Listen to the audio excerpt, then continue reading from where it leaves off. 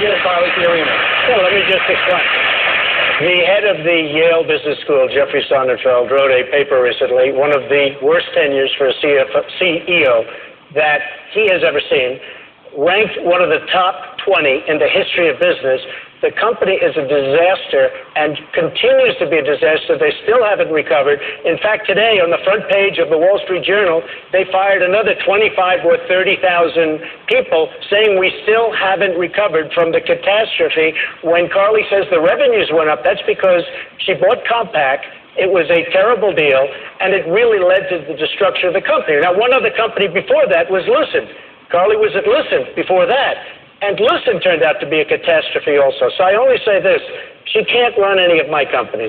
That I can tell you. Ms. FIORINA, I want to give you a chance to respond. Jeffrey Sonnenfeld is a well-known Clintonite and honestly had it out for me from the moment that I arrived at Hewlett Packard. But honestly, Mr. Trump, I find it quite rich that you would talk about this.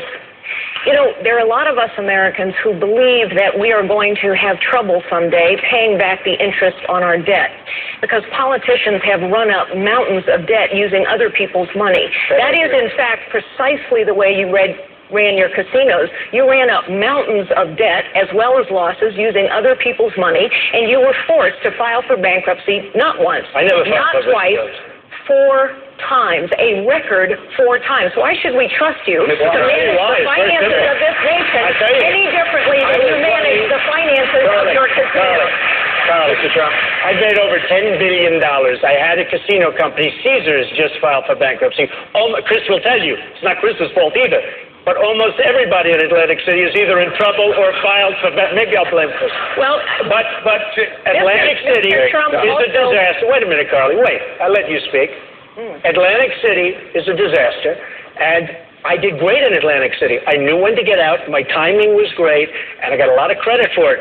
Many of the great business people that you know, and Carl Icahn's going to work with me on making great deals for this country, but whether it's Carl or so many others that we read about all the time, they have used the laws of the land, which are the best. Thank you, Mr. Chairman. Governor Christie's name has been invoked, so I'd like to give him the 30-second opportunity. While I'm as entertained as anyone by this personal back and forth about the history of Donald and CARLY's career, for the 55-year-old construction worker out in that audience tonight who doesn't have a job, who can't fund his child's education, I got to tell you the truth. They could care less about your careers. They care about theirs.